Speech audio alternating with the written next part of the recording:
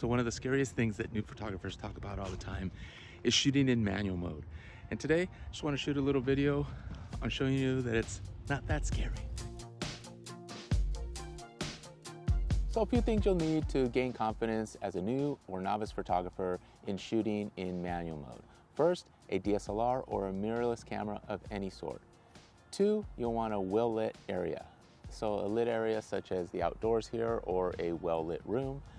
And then three, a subject. It could be a cup, it could be a bird, it could be a tree, it could be anything that you like. So let's talk about the exposure triangle, what it means to you within your camera when using manual mode. So the three parts of your exposure triangle are the ISO, the aperture or f-stop, and your shutter speed. So as a guideline, because everybody has to start somewhere, I would set my three settings at ISO 100, f8, or f11 for your aperture, and a shutter speed of 125 or 1/125. Let's talk more about ISO in your camera. Think of it as sensitivity to light within your sensor. The light coming into your lens and into your sensor will affect what the image looks like. So now let's take a look at an example and see how ISO affects your image. We'll be using a shutter speed of 1/125th of a second and an aperture of f11. So now we start with an ISO 100. You will be able to tell through your viewfinder and or your LCD screen whether your image is well exposed. So if you need more light, then you would go ahead and bump the ISO. That is just one way to bring more light into your sensor. However, you'll see how it affects it on a very bright and sunny day like we have here in this image. And what tends to happen as we bump it up towards, let's say, ISO 1000, you'll start to see the image start to white out, or the highlights starting to be bumped way too high, and your image just does not become well exposed any longer. So now let's start bringing the ISO back down to ISO 100, and you can see the image is a little bit better exposed. Now 100 is the lowest ISO on most cameras. You can get a 50 or an L low ISO as a setting on your cameras, but nonetheless, ISO as a general rule will be the lowest that you can go on any given camera. So now what? Now what I would do is either change my aperture or my shutter speed. For this example, I'm going to go ahead and leave my aperture alone, and I'll tell you why in a little bit, but I would just change my shutter speed. My shutter speed, again, allows me to keep my shutter open for longer periods of time or shorter periods of time.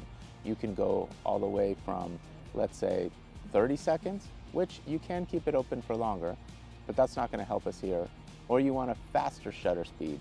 Like in sports, you want 1/2000th of a second or something like that to capture motion. So in this case, we're going to move the shutter speed closer to the 1/2000th of a second, and that's going to be a fast shutter, and it's going to allow less light into the sensor without affecting the ISO any longer and without affecting the aperture. So just as a reminder, being in manual mode means you're off automatic mode. So the ISO will stay put if you put it at ISO 100. The aperture will stay put if you put it at f8 or f11 for this example. And the shutter speed, we changed it, and it is not affecting the other components of the exposure triangle. Now let me talk about why you would want to keep the aperture put or change the aperture. Aperture or f-stop provides you a little bit of creative control, meaning what is in focus on the subject and what is blurred or out of focus behind the subject. So in this case, I have a tree behind me. You probably want to focus on my face, but maybe everything behind, I would want that kind of out of focus. That means you would want to shoot a little bit more wide open, and that brings a lot more light into your sensor. That means you're shooting at 1.8, 2.8, something to that effect. So when you begin to move your settings from 1.8 to 2.8 and then make them larger numbers, it actually closes down the blades within your lens and therefore allows more in focus behind you or in front of you, and it also allows less light. So that's another way to control light, is with your aperture. But I would choose to select that last just because I want a little bit of that creative control on what I want in focus behind me or what I want focus in front of me, but really focusing on, of course, the subject. So as a reminder, shooting in manual mode doesn't make you a better photographer, doesn't make you a worse photographer. It just allows you to learn as a new photographer how to use each of these different modes independent of each other. Remember, there is no automaticity or automaticness to each of these modes. You are controlling every aspect of your shot. Now, if that makes you a little uncomfortable, then perhaps I would suggest starting in aperture priority mode. Many great photographers utilize aperture priority mode as their go-to shooting mode. What that simply means, if you shoot in aperture priority mode, the aperture, which is the f-stop that we talked about earlier, will stay at the setting that you set it to. It will not change. The only things that will adjust automatically will be your shutter speed and your ISO. So remember, start with settings that you're comfortable with.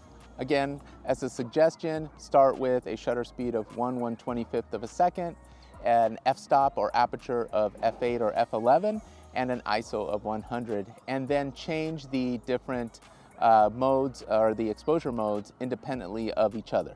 Definitely do not get discouraged. You can't break the camera. The images are free basically because you're putting them on your SD card, so you're good to go. Just experiment and try. One of the main other tips that I would say is just focus on the light. As long as you have a well-lit subject and area, then that's the most important thing for any shot that you have, and a well-composed shot, a balanced shot, and things of that nature. So good luck to you, and I hope that this helped you provide some information into shooting in manual mode and taking the fear out of shooting in manual mode. It's not that scary.